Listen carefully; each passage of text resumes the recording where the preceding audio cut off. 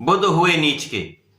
नवग्रहों में युवराज बुध 7 मार्च को अपनी राशि का परिवर्तन करने जा रहे हैं तथा गुरुदेव बृहस्पति की मीन राशि में प्रवेश करने जा रहे हैं। मीन राशि बुध की नीच राशि है, जिसके कारण बुध अपनी नीच राशि में प्रवेश करेंगे, जिसके कारण बुध के जो कार्यकत्व का भाव है इसमें निर्बलता आ जाएगी। अब वहां पर पहले से ही राहु का गोचर चल रहा है, जिसके कारण बुध मीन राशि में भी होंगे तथा राहु के साथ जड़ दोष में भी होंगे, जो कहीं ना कहीं से एक समस्या का कारण बन रहा है। जय श्री गणेश। नमस्कार, मैं आचार्य संजय द्विवेदी। मेरे समस्त प्रबुद्ध दर्शकों का मेरे चैनल पर हार्दिक स्वागत है। आज मैं बुध के राशि परिवर्तन प्रभाव को लेकर आपके सम्मुख उपस्थित हूं। 7 मार्च को बुध अपनी नीच राशि में प्रवेश करेंगे, जहां पर जड़ दोष बनेगा। निश्चित रूप से ये एक गंभीर समस्या का समय हो सकता है, क्योंकि बुध नवग्रहों में एकमात्र ऐसे ग्रह हैं जिनका समस्त जगत में अपना कार्यकत्व होता है। चाहे वो कोई इंडस्ट्री हो, चाहे वो कोई किसी प्रकार का कोई व्यवसाय हो, वाणी से संबंधित कार्य हो, ज्ञान शिक्षा से संबंधित कार्य हो, गणनाओं से गणित से संबंधित कोई कार्य हो, स्टैटिस्टिक्स का कार्य हो, जहां पर भी बुद्धि के प्रयोग से आप कार्य करते हैं वहां पर बुध का कार्यकत्व होता है। इसी प्रकार से जब आप बोलने का कोई कार्य करते हैं, शिक्षा देने का कार्य है, एस्ट्रोलॉजी का कार्य है, मोटिवेशनल स्पीकर्स हैं, तथा कला जगत का जितना भी कार्य है, गायन वादन नृत्य का कार्य बुध के कार्यकत्व में आता है। तो निश्चित रूप से बुध के इन कार्यकत्व में जब नीच राशि में होंगे तो निर्बलता आएगी। इसी प्रकार से इन क्षेत्रों में तो बुध अपना प्रभाव रखते ही हैं। साथ ही साथ जिन राशियों में बुध जिन भावों के स्वामी हैं उन भावों में निर्बलता आ जाएगी। तो कहीं ना कहीं ये एक समस्या का समय है। आज मैं धनु राशि के लिए बुध के इस राशि परिवर्तन का क्या प्रभाव मिलने वाला है, किस भाव में निर्बलता आ रही है, इस समस्या से आप कैसे पार पा सकते हैं, इसका क्या उपाय है, संपूर्ण विश्लेषण मैं पूर्ण तर्क के साथ करने जा रहा हूं। प्रिय दर्शकों, ये राशिफल आपके चंद्र राशि पर आधारित है, अर्थात आपकी जन्म कुंडली में यदि 9 नंबर में चंद्रमा है तो आपकी धनु राशि। धनु राशि के स्वामी गुरुदेव बृहस्पति हैं, जिनकी राशि में बुध का गोचर होने वाला है। अब यहां पर यदि स्थितियों का अवलोकन करें तो बुध अत्यंत महत्वपूर्ण है धनु राशि के लिए, क्योंकि यहां पर 2 केंद्र के स्वामी, सप्तम के भी स्वामी हैं, कर्म क्षेत्र के भी स्वामी हैं। सप्तम तथा दशम के स्वामी होकर इनका गोचर चतुर्थ भाव में होने जा रहा है। अब ये दोनों केंद्र के भाव हैं, 2 केंद्र के स्वामी होकर केंद्र के भाव में ही इनका गोचर प्रारंभ होगा। जब कभी ऐसी स्थिति बनती है तो अत्यंत श्रेष्ठ प्रभाव मिलता है, परंतु यहां पर बुध अपनी नीच राशि में जा रहे हैं, जहां पर राहु के साथ जड़ दोष में भी होंगे, साथ ही साथ यहां पर केंद्राधिपति दोष भी लगेगा। मिथुन, कन्या, धनु तथा मीन राशि के लिए यहां पर केंद्राधिपति दोष का भी निर्माण हो रहा है, जो कहीं ना कहीं उतना लाभ नहीं देता है, परंतु इसका कुछ विशेष लाभ ये मिल सकता है जहां पर कोई निर्बलता आ रही है उस निर्बलता को ये कम करने वाला समय हो।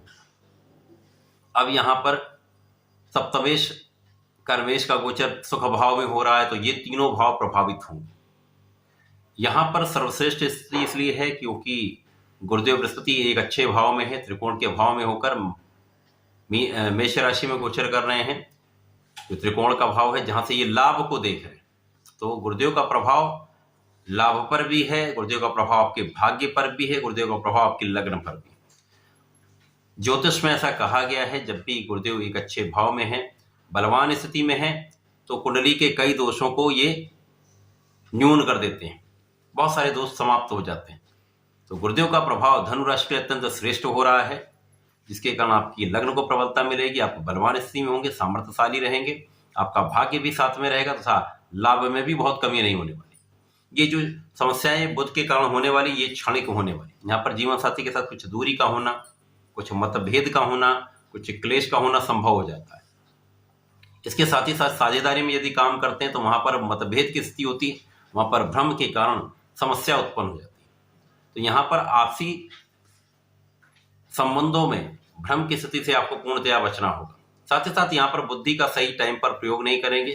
सही समय पर सही स्थान पर आप यदि कोई कार्य करते हैं तो उसमें सफलता मिलती है, इसके विपरीत जाने पर असफलता मिलती है। तो यहाँ पर बुध जो हैं, जो बुद्धि के कारक हैं, वाणी के कारक हैं, तो यहाँ पर सही समय पर यदि इनका प्रयोग किया जाएगा तो सर्वश्रेष्ठ लाभ मिलता है। परंतु जब नीच राशि में होंगे, जड़ दोष में हो, तो सही समय पर प्रयोग नहीं हो पाता है। तो जिसके कारण कार्यक्षेत्र में कहीं न कहीं इसका प्रभाव पड़ने वाला है। आपके सहकर्मियों के साथ, आपके उच्चाधिकारियों के साथ, आपके लोगों के साथ, जिनके साथ आप कार्य करते हैं, व्यापार करते हैं, उनके साथ एक बहुत मधुर स्थिति नहीं रहने वाली। कहीं न कहीं एक भ्रम की स्थिति, कहीं न कहीं एक असहयोग की भावना यहाँ पर रहने वाली, जिसके कारण यहाँ पर कार्यक्षेत्र में कुछ प्रभाव तो पड़ने ही वाला। जो लोग घर से दूर रहकर कार्य कर रहे हैं, अलग स्थानों पर रहकर कार्य हैं, उनके लिए बहुत बड़ी समस्या नहीं है। जो लोग अपने पैतृक स्थान पर हैं, उन पे अधिक समस्या का प्रभाव पड़ता है। अब यहाँ पर सुखों के भाव में तो सुखों पे राहु का जड़ दोष सुखों के उपभोग में समस्या करता है।